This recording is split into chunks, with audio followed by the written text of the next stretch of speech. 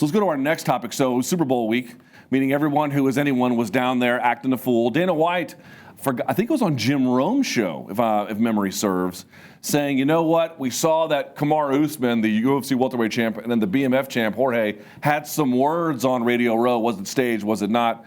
I don't really care either way. But it's not going to be Conor versus Jorge. It's not going to be Conor versus Colby. It's not going to be Conor versus Kamaru. It's going to be Conor, in all likelihood, fighting the winner of Khabib Tony. And for International Fight Week, it's going to be Kamaru versus Jorge. I have been over this a million times. I don't know who else Kamaru is supposed to fight, given who else he has beaten in that top 5. And anchoring International Fight Week, I love it. I have no problems. But I got to tell you, I'm doubling down. Brian Campbell, you can go first. I'm doubling down. The fight to make is Conor versus Jorge. The fight to make is right now. Tell me why. Tell me how you feel about the fight.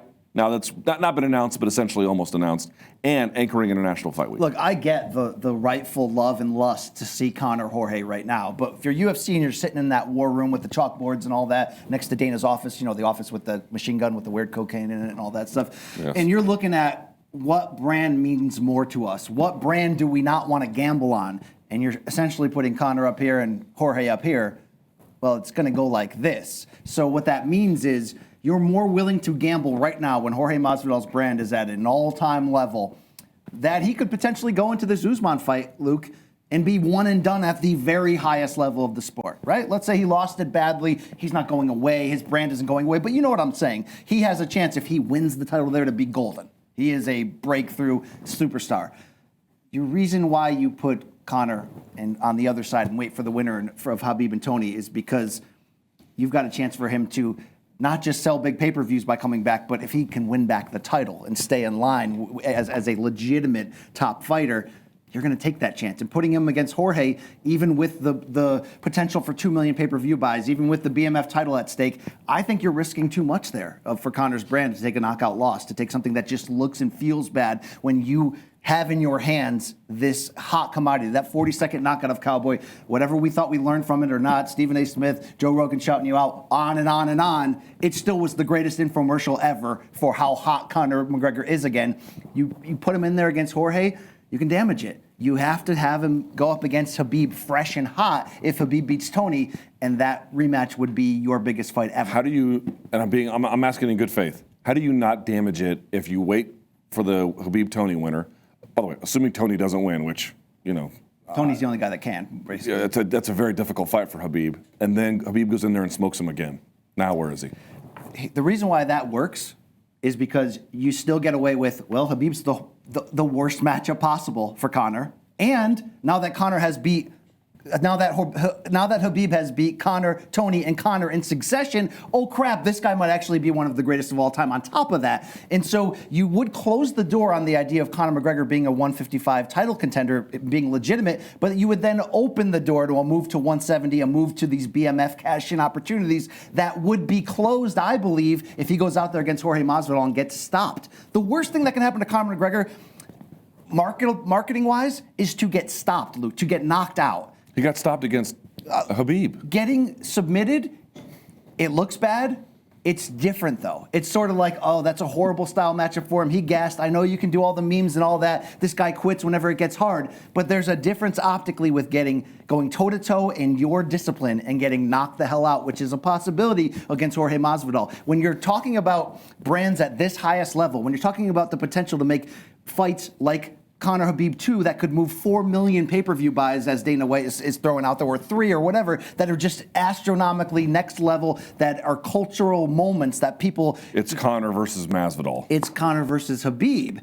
And if you go down that route first, Luke, and he loses, like I said, Khabib's royalty, Conor gets refreshed at 170, but if he goes now and fights Jorge for what? Pay-per-view buys and a fake title? It's not the same thing. Well, if you fight Khabib and you lose, it's not. But here's the thing. If the idea is that Kamaru can only fight Jorge because there's just nobody else for him, I actually understand that argument, and I agree with it. The math is unambiguous there when you just look at who's available. There's nobody else, yeah. It's just nobody else. So if that's the reason you want to make it, I understand it. And I also do think, and I take it very seriously, that Jorge Masvidal had a a bit of a personal rebirth through that solitude that he went through. I take that very, very seriously. Some people have dismissed it. I do not. I think it's real, and I think it changed his mindset. On the other hand, he is still a imperfect fighter because every fighter is an imperfect fighter. Kamaru Usman is a bad matchup for him. That's not to say that Jorge can't win. It's not to say that Jorge won't win.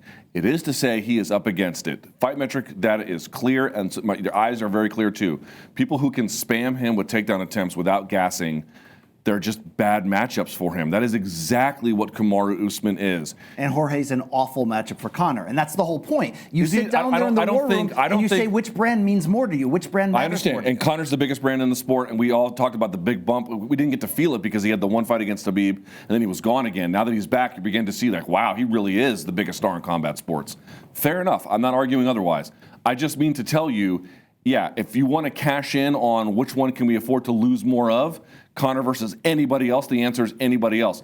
I'm just saying, I don't think it's as detrimental to Conor to be up at 170 and fighting Jorge when he's the hottest, where, by the way, that's still a reasonably competitive fight, whereas Kamaru versus Jorge is not only a fight that Kamaru is probably likely to win, but not win in a way that gets anyone to really be on his side. He might get some benefit from beating it in terms of like, well, I beat this guy.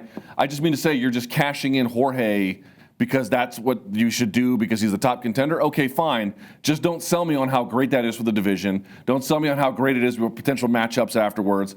Just say we got to burn this because there's nobody else. Well, not there's because it's the best promotional matchmaking choice. It's also the gamble that what if Jorge wins, then everyone wins.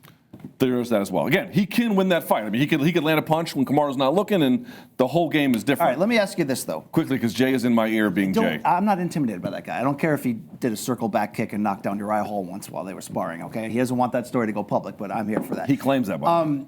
Kamaru versus Colby, we all thought had the potential to be a very big fight. It headlined 245, triple header, December big card. Colby didn't play the part of Colby. The fight wasn't a dud as a build, but it didn't have that juice. We all said the greatest gift for Kamaru may have been Colby in the same sense that Chael Sonnen was the greatest gift for Anderson Silva, who can't really talk, to sort of have that foil. Can Jorge make Kamaru marketable and make this international fight week card, which I'm sure they're going to load up? There'll probably be a full main card like we're used to on these super cards. Can that be a giant pay-per-view?